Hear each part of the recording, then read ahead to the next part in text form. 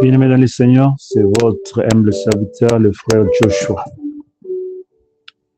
Je voulais partager avec vous sur la course à relais, un sujet fondamental, un sujet capital qui parle de la course qui a commencé depuis les jardins d'Éden et qui continue jusqu'à l'enlèvement. La course à relais. Je vais lire 1 Corinthiens chapitre 9 pour poser une fondation, un fondement sur mon enseignement. 1 Corinthiens 9, 24, ne savez-vous pas que ceux qui courent dans les stades courent tous, mais qu'un seul rapporte les prix? Courez de manière à les remporter. 1 Corinthiens 9, 26, 27. Moi donc, je cours non pas comme à l'aventure. Je frappe non pas comme battant l'air, mais je traite durement mon corps et je le tiens ainsi. Je tue de peur d'être moi-même rejeté après avoir prêché aux autres. Juste depuis les jardins d'Éden, quand Adam et Ève ont péché, ils ont été chassés du jardin d'Éden. C'est alors que la course avait commencé. C'était le retour dans les jardins d'Éden. C'est la même pensée que Frère Bonhomme développe dans Chef-d'œuvre, que Dieu, après avoir que le premier chef-d'œuvre de Dieu qui était Adam a été brisé, Dieu a commencé à refaire un autre chef-d'œuvre. C'est de la même pensée que nous sommes en train de expliquer ici. C'est-à-dire qu'après la chute d'Adam et Ève, quand ils ont été chassés du jardin d'Éden, c'est là où la course a commencé. C'est là où ils ont commencé à courir pour revenir, parce que dans le jardin d'Éden, ils vivaient dans la perfection, ils vivaient dans la présence de Dieu, ils vivaient dans l'immortalité. Ils ne pouvaient jamais tomber malade, ils ne pouvaient jamais pécher, ils ne pouvaient jamais avoir de mauvaises pensées. Le diable ne pouvait jamais traverser leurs pensées. Dans les jardins d'Éden, ils ne pouvaient jamais dormir et se réveiller le matin et dire que j'ai fait des mauvais rêves. Dans les jardins d'Éden, Adam et Ève ne pouvaient jamais dormir et se réveiller le matin et dire que oh, j'ai des maux de dos, j'ai les pieds qui sont, il me fait mal, j'ai les coups qui me fait mal, j'ai des maux de tête. Ils ne pouvaient jamais expérimenter ces choses. Pourquoi? Parce qu'ils étaient dans la présence de Dieu. Parce qu'ils étaient dans la perfection de Dieu. La Bible dit, tout ce que Dieu avait fait était bon. Et quand il a fait l'homme, la Bible dit, voilà, tout ce que Dieu avait fait était très bon. Alors que Dieu était entré dans son repos. Donc, ils vivaient dans le paradis de Dieu. Le jardin d'Éden était le premier paradis de Dieu. Ils ne pouvaient jamais heurter une pierre. Ils ne pouvaient jamais se cogner à un arbre. Ils ne pouvaient jamais être piqués par une épine. Ils ne pouvaient jamais être attaqués par un serpent. Ils ne pouvaient jamais être mordus par un serpent. Ils ne pouvaient jamais être attaqués par un lion. Vous ne pouvez jamais être attaqué par un félin, par un animal. Vous ne pouvez jamais être piqué par une moustique. Il vivait la perfection. C'était la perfection de Dieu. Il ne pouvait jamais mourir. Ils avaient la vie éternelle. Ils étaient heureux.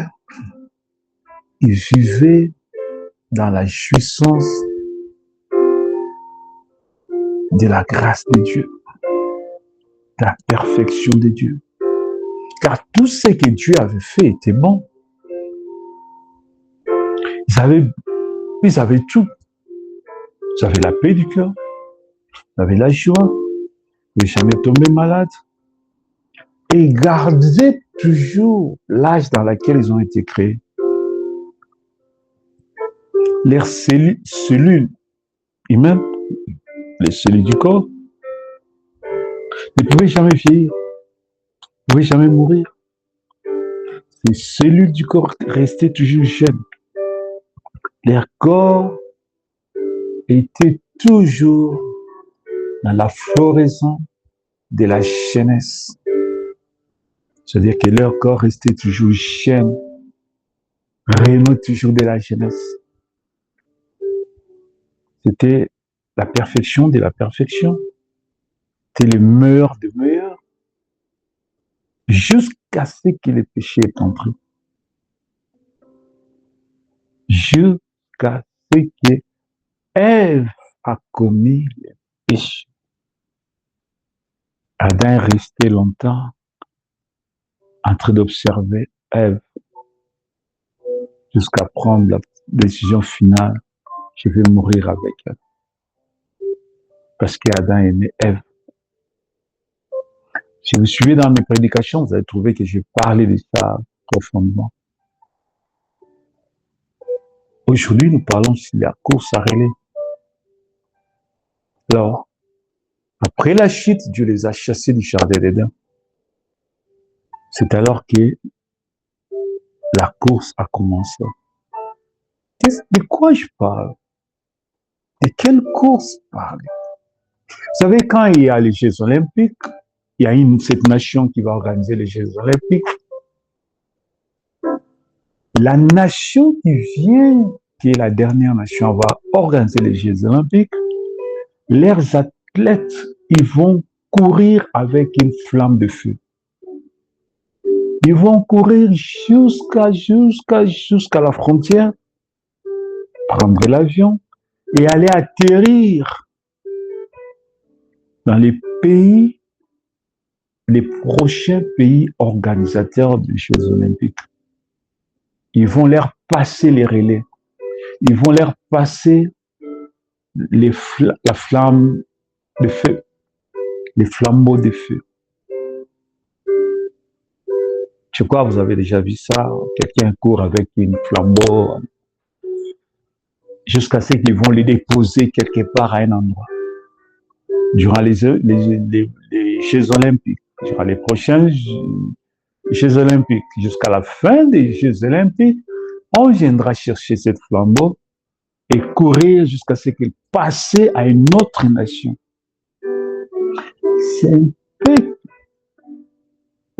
C'est un peu ça l'idée dans laquelle nous voulons développer. Quelqu'un qui court avec d'une nation jusqu'à la frontière, il va passer à une autre personne d'une autre nation. La prochaine nation qui va organiser les Jeux Olympiques. Donc, la flamme de feu ici dont nous parlons, c'est l'évangélisation. Quand Adam est sorti du jardin d'Éden, il a eu des enfants avec Ève. Mais le premier fils, Caïn, n'était pas l'enfant d'Adam, il était l'enfant du serpent. Parce que les serpents, au commencement, n'étaient pas la bête que nous voyons aujourd'hui. Les serpents dans les jardins d'Éden ressemblaient à un homme. Il parlait, il marchait, il agissait. L'être dans lequel les diables étaient entrés. Parce que le diable, lui, est les serpents anciens qui avaient fécondé Ève. et ils ont eu les serpents. La Bible dit de Caïn qui était fils du serpent. Caïn n'était pas fils d'Adam. C'est Abel et les autres qui étaient fils d'Adam. Adam commençait à parler à ses enfants qui sont nés après, parce que tous les enfants sont nés en dehors du jardin d'Éden. Aucun enfant n'était né dans le jardin d'Éden. Ève a été conçue, a eu la conception dans le jardin d'Éden. Comme Adam dit, il parle entre Caïn et Abel, ils étaient comme des jumeaux. Mais des faux jumeaux. Parce que Caïn était fils du serpent et Abel fils d'Adam. Alors, ils ont été chassés du jardin d'Éden, c'est-à-dire que ces enfants sont nés en dehors du jardin d'Éden. Du jardin d'Éden, ils n'ont pas connu le paradis du jardin d'Éden. Ils n'ont pas connu la jouissance du jardin d'Éden. Ils n'ont pas connu les paradises du jardin d'Éden. Ça veut dire l'aspect paradisiaque, l'aspect paradique du jardin d'Éden. Ils n'ont pas connu ça. Et Adam a commencé à prêcher à ses enfants la parole de Dieu pour les apprendre de retour dans les jardins d'Éden. Adam a commencé à enseigner à ses enfants. Voilà pourquoi les deux enfants, ils ont appris à offrir à Dieu un sacrifice. Caïn a offert le sacrifice de fruits. Abel avait offert un sacrifice d'œufs. Il a coupé l'agneau. Pourquoi? Parce qu'il avait suivi l'enseignement de son père qui leur avait dit que quand ils avaient péché dans les jardins d'Éden, Dieu avait tué un agneau et puis de cet agneau-là, Dieu avait versé le sang de la peau de l'agneau que Dieu avait fabriqué les premiers vêtements pour Adam et Ève. Ils ont porté en sortant du jardin d'Éden. Qu'ils ont porté en dehors du jardin d'Éden. C'est alors que Abel avait eu cet enseignement. De cet enseignement, il y a eu la révélation qu'il devait aussi offrir à Dieu un animal qui va couper la tête et qui va offrir à Dieu. Et nous connaissons l'histoire. Adam, Caïn était jaloux de son frère. Il a tué son frère à cause de l'offrande de son frère qui a été acceptée et que son offrande à lui n'avait pas été acceptée parce qu'il avait offert à Dieu des fruits de la terre au lieu d'offrir un animal. Au lieu de verser le sang d'un animal et d'offrir un animal. Donc, Adam est resté en train d'enseigner à ses enfants sur tout ce qui s'est passé dans le jardin d'Éden. Comment ils étaient dans la perfection, dans la paix du Seigneur. Comment ils étaient entourés de cette atmosphère spirituelle de la nuit. Comment cette présence agissait en eux. Et qu'est-ce qui est arrivé après la chute? Et il demandait à ses enfants de répondre à la voix du Seigneur, d'obéir à Dieu, de marcher dans la crainte de Dieu. Et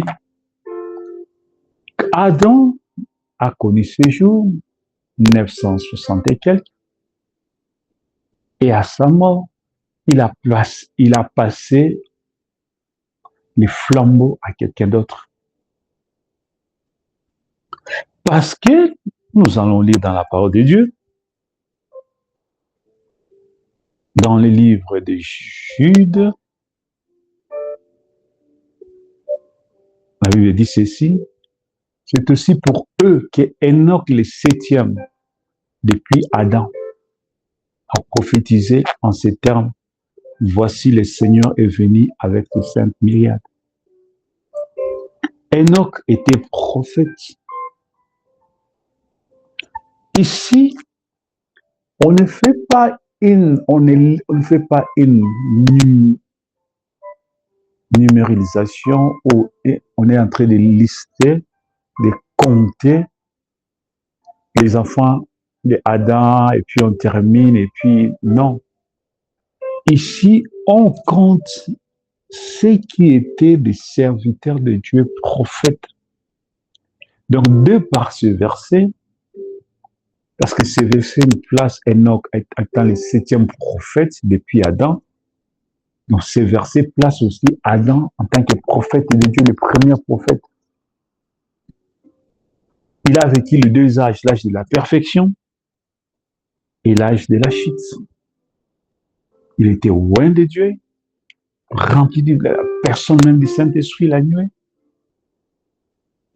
Il avait la théophanie, l'image de Dieu incarnée en lui. Il fut le premier prophète de Dieu. Et la série continue comme ça jusqu'à Enoch, le 7e prophète. Chiffre 7, la perfection. Ça veut dire que le flambeau est passé de Adam à une autre personne, de cette personne à une autre, jusqu'à Enoch le 7e. Enoch le 7e. C'est aussi pour eux que Enoch le 7e depuis Adam.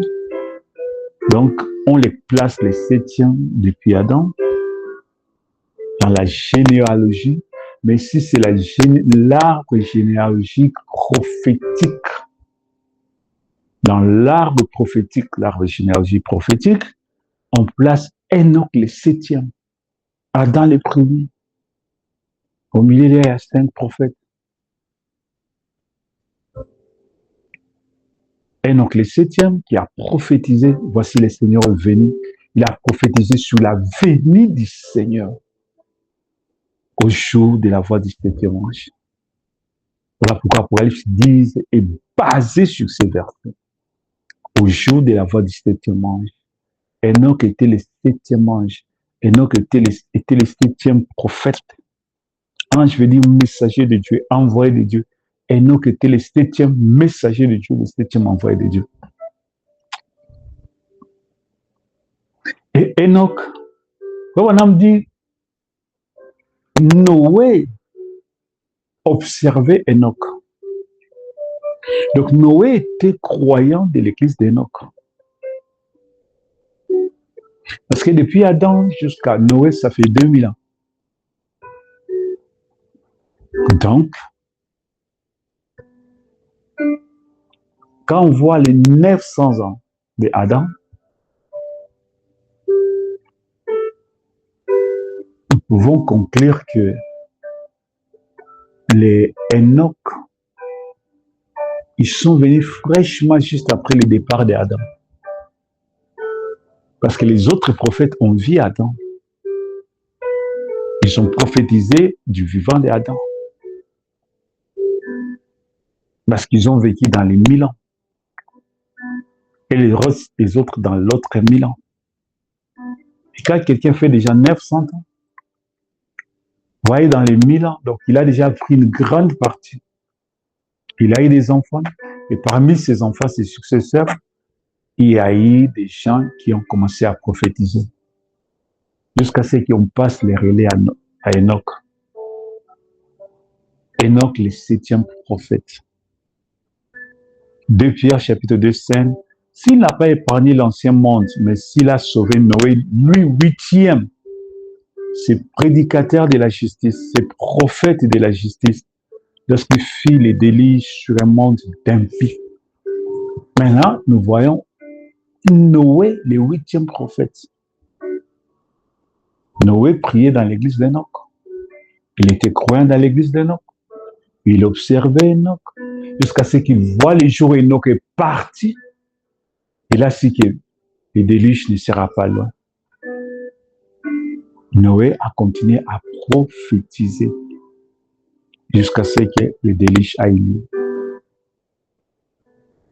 Noé a continué à prophétiser. Il était croyant de l'église d'Enoch. Noé, le 8e. Et après les déluge, Dieu va appeler Abraham. Parce que depuis Noé jusqu'à Abraham, il s'est passé beaucoup de temps. Et plus tard, Dieu va appeler Abraham, Isaac, Jacob, Plus tard, Dieu va appeler Moïse. Donc nous voyons dans chaque génération par où le flambeau est passé. Que Moïse est allé à Josué. De Josué, nous avons les juges. Le livre des Juges termine, nous avons Samuel les prophètes. De Samuel, il y a eu la succession des prophètes jusqu'à nous avons eu Élie, nous avons eu Élisée, nous avons eu Ésaïe, nous avons eu Daniel, nous avons toute une panoplie successive de prophètes jusqu'à Jean-Baptiste. Jean-Baptiste fut le dernier prophète de l'Ancien Testament qui a reçu les flambeaux. Ça veut dire quoi? J'ai expliqué que la flamme ou les flambeaux, c'est l'évangélisation. Qui a reçu l'onction, la grâce de Dieu, c'est le fait de Dieu qui les a stimulés à ramener les gens à regarder que nous sommes sortis du jardin d'Éden, nous devons rentrer dans le jardin d'Éden. À ramener le peuple à la parole de Dieu, à ramener le peuple à la repentance, à ramener le peuple à Dieu. Amen. Ouais. Et c'est de là que nous allons lire ces versets de Timothée, chapitre 2, verset 2. Non, nous allons d'abord lire Actes des Apôtres. Il faut donc que parmi ceux qui nous ont accompagnés tous les temps, depuis tous ceux qui nous ont accompagnés tous les temps, il faut donc que parmi ceux qui nous ont accompagnés tous les temps, depuis que le Seigneur Jésus a vécu avec nous, depuis le baptême de Jean, jusqu'au jour où il a été enlevé du milieu de nous, il y en ait un qui nous soit associé comme témoin de sa résurrection. Vous voyez, Jean-Baptiste a remis les flambeaux à Jésus-Christ. Il faut quelqu'un, un témoin, qui était là quand Jean-Baptiste prêchait. Et quand le Seigneur Jean-Baptiste a passé à Jésus, voici l'agneau de Dieu qui ôte les péchés du monde. Jésus a pris les relèves. Jésus que jusqu'à la Pentecôte, il parle aux disciples, le Saint-Esprit, vous serez baptisés du Saint-Esprit, restez dans la prière jusqu'à ce que vous soyez baptisés du Saint-Esprit, de la puissance pour aller évangéliser. Il a laissé à 12. Quand il est allé au ciel, il a invité Paul, qui était Saül de Tarse, au ciel, et lui a aussi passé, parce que les 12 étaient pour les 12 tribus d'Israël, mais Paul était pour les nations. Et voilà pourquoi nous lisons maintenant les paroles de Paul. Paul dit, moi donc je cours non pas comme à l'aventure, je frappe non pas comme battant l'air, mais je traite durement mon corps et je le tiens en sujetude de peur d'être moi-même rejeté après avoir prêché aux autres. Vous voyez, Paul courait. Ici, c'est la course par la foi, en cessant les promesses de Dieu, aller évangéliser, aller fraîchir la bonne nouvelle, afin de ramener les gens sur la foi, les retours dans les jardins d'Éden. 2 Timothée, chapitre 2, verset 2. Ce que tu as entendu de moi, c'est Paul qui parle à Timothée, en présence de beaucoup de témoins. Confiez-les à des hommes fidèles qui feront la succession, qui vont continuer, qui soient capables de l'enseigner aussi à d'autres. Quand Paul est arrivé à la fin de sa course, il avait Paul, il avait Timothée, Tite et les autres. Ici, il donne des instructions à Timothée. Tout ce que tu as entendu de moi, en présence de beaucoup de témoins, confiez-les à des hommes fidèles pour que la course ne s'arrête pas, qu'ils continuent toujours à courir, qu'ils continuent à évangéliser, qu'ils continuent à prêcher la parole de Dieu, qu'ils continuent à porter les flammes, la flamme de l'évangile, plus loin et plus loin et plus loin. 2 Timothée chapitre 2, verset 5-10. Et l'athlète n'est pas couronné s'il n'a pas combattu suivant les règles. Si nous persévérons, nous régnerons aussi avec lui. Si nous les régnons, lui aussi nous régnera. course a commencé avec Adam, juste après la chute, et a continué jusqu'à Paul. Ouais. Actes chapitre 1, verset 21-22. Il faut donc que parmi ceux qui nous ont accompagnés tous les temps que le Seigneur Jésus est avec nous, depuis le baptême de Jean-Baptiste jusqu'au jour où il a été enlevé du milieu de nous, il y ait un qui nous soit associé comme témoin de sa résurrection. Jean-Baptiste a remis les flambeaux à Jésus-Christ notre Seigneur. De là, le Nouveau Testament a commencé. 1 Corinthiens chapitre 3, verset 6, 7, 10, 11. J'ai planté, Apollos a arrosé, mais Dieu a fait croître. Le Nouveau Testament commence pour les nations avec Paul. C'est lui qui est le messager de Dieu envoyé pour les nations. Oh, que Dieu vous bénisse richement. Faites suivre cette série des enseignements tellement profonds. Nous sommes